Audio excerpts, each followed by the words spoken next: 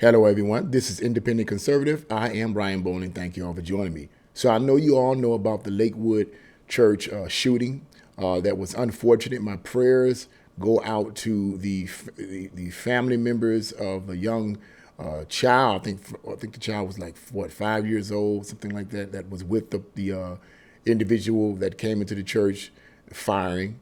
This child was hurt and is in critical condition. My prayers go out to that child and the family of that child. Whether or not that child was the child of the female that came into the church, no one knows for sure. But my prayers go out to her. My prayers go out to Lakewood Church. I'm praying intensely for them that the Lord will sustain them in this hour of bereavement. This lady was shot and killed, okay? She was put down. What I want to cover in this video, though, is a very short article from Breitbart News in reference to the permitless law that was passed, where in Texas, where basically you don't have to be licensed to have you don't have to have a permit to carry a handgun out.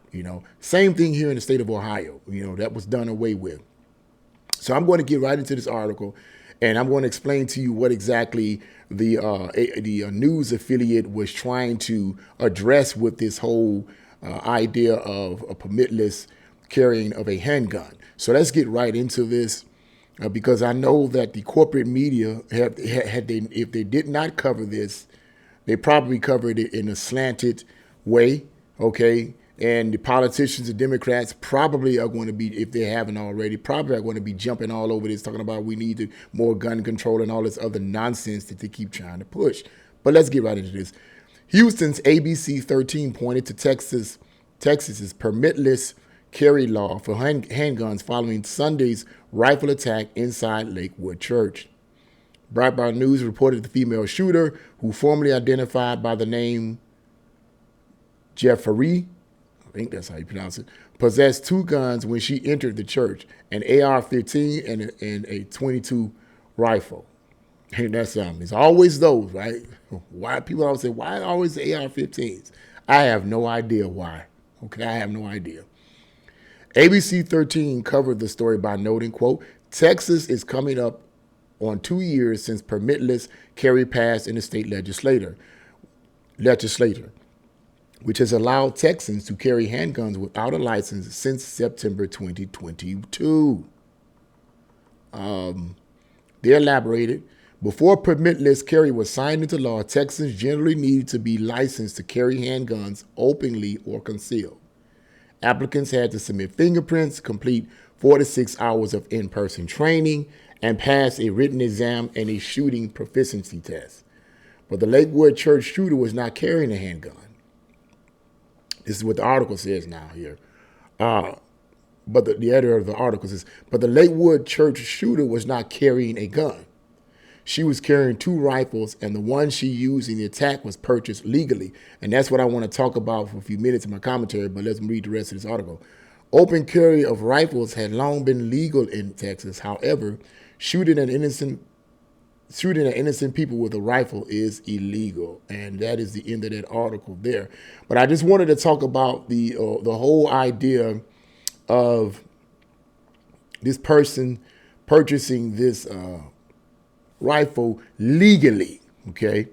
Legally, which suggests that clearly this person did not have a criminal record, okay? Now, I had this, and people would say, well, okay, that's why you need to have a permit and this, that, and the other, because these kind of things would not happen. No. And I'm going to get into that, okay? I had this discussion several weeks ago with one of my supervisors at my job. We're talking about the handgun situations, and I forget exactly what led to the conversation about handguns and so forth and so-called gun control.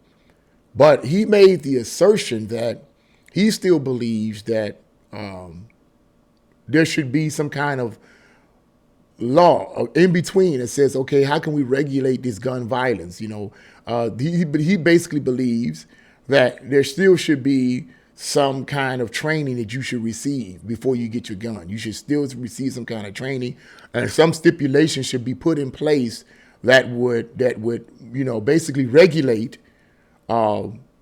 the rifle association or whatever would regulate the rifle association and say, okay, you want to purchase a weapon, you got to go through certain types of a training and so forth. I think he said somewhere along 20 hours or something like that. And I was like, well, my response was, I understood what he was saying, that there needs to be some kind of in between to regulate it. But I said, there's only but so much regulation you can do. I said, first of all, we got to understand that basically, I'm putting it to you like this. I'm trying to find the words to use.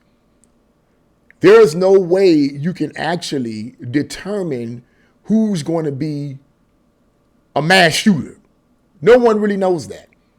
You understand what I'm saying? If the person, it seems to be a sane person, they don't have a criminal record, and they seem to be a sane person, who and by what means is going to be used to determine whether or not that person is cuckoo for Cocoa Puffs, basically. And I was sharing this with him. I says, what mechanism are we going to utilize to do that? And he was like, yeah, you got a point. Yeah, I know. I mean, because, see, that's what the radical left always try to put that out there. I hate to say that, but they do. And he never can answer that. Because what kind of that, in what way is the government going to mandate that places that sell guns, you got to do this?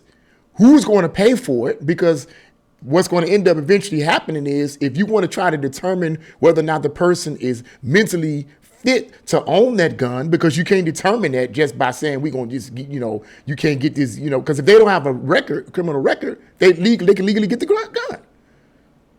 But then the question is, if they cuckoo for Cocoa Puffs, how can you determine that? The only way that you would probably be able to determine that, and I suggested this to my boss, was you would have to put them through some kind of psychological test.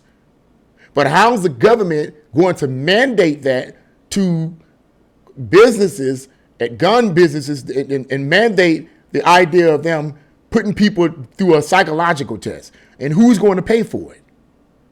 Stuff like that, you can't determine. The only thing you can do is to say, okay, this person, it doesn't have a criminal record. We know, because they had a criminal record, they wouldn't be trying to purchase the weapons legally anyway. They would get them illegally. Okay, but the person doesn't have a criminal record. It seems to suggest that this person here that did the shooting didn't have a criminal record. Okay, they said they purchased the rifle legally. So if they purchased the rifle legally, they obviously didn't have a criminal record. But how can you determine that? How can you determine that they're not psychologically fit? You can't. The best you can do is go ahead and let them buy the weapons, buy the gun. Here's my deal, and it's the same argument I've held on to. Guns don't kill people. People kill people. Perfect example right here. Perfect example of someone who's messed up in the head, who doesn't have a criminal record so they can legally purchase the guns, right? Clearly, but who's messed up in the head. No one is able to determine that. No one is going to put forth the money, the time, and the training to mandate gun sellers to do this, to determine whether or not these people are really sane or not. No one's going to do that. The best you can do is sell them the weapon and hope and pray that they don't go crazy. But you can't control that. That's all you can. You can't control it. You just have to accept it for what it is. And be ready. And be ready when something like that happens. So because it seems clear that the people in Lakewood Church, someone was saying that they was ready when this happened. At least for the most part. They put the lady down. So, yeah, that's my argument on that. I mean, I'm pretty sure that mainstream media and the liberal politicians use that as an example. My opinion still stands the way it is. Gun control is not going to control the guns. So if that's their argument, that argument still falls flat. It still falls flat the way I see it. So that's what I wanted to say about that. What do you guys think about this? Leave your comments in the comment section below. Like, share, and subscribe to my channel. God bless you all and see you again.